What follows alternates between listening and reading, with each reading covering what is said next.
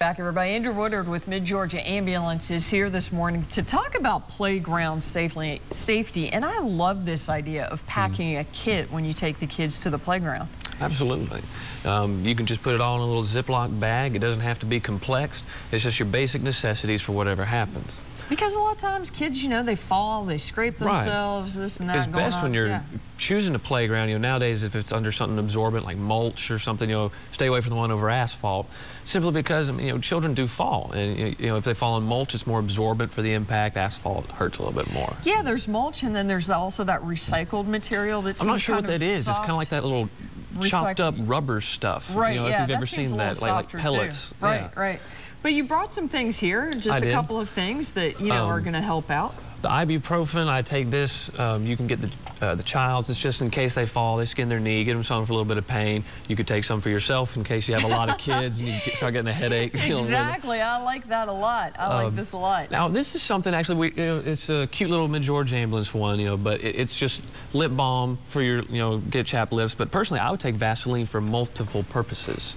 I'll explain that. Let's say the playground material is very hot. It's best to test it before your kids get on. If it's in the sun all day, metal monkey bars, you can burn their hands. That's a great idea. I did this as a kid, and I had a giant blister on my hand. If you have Vaseline for chapped lips and you have a giant blister that bursts, infection gets in there. Now that your skin's gone, infection gets in, but if you put Vaseline over it, it soothes it and at the same time provides as a barrier to keep germs from getting in.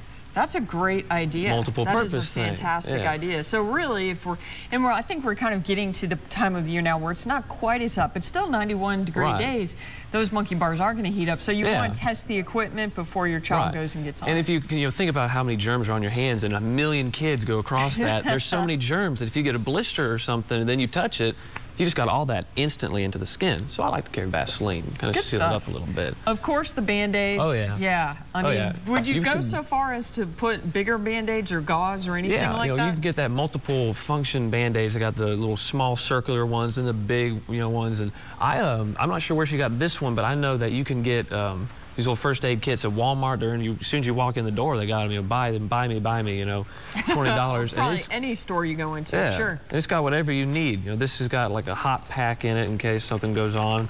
And, you know, they're all going to have instructions. I can't imagine you would need the hot pack at the playground, but, and then and then they've got the gauze and, you know, whatever you need for wrapping injuries. And then they've got their own Band-Aids and tweezers and stuff in case they get splinters.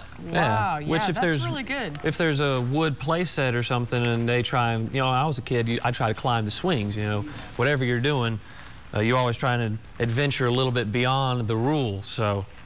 This is very interesting because these are plastic. I mean, will that get the job done? Do you have to sterilize tweezers if your child gets a splinter on the playground?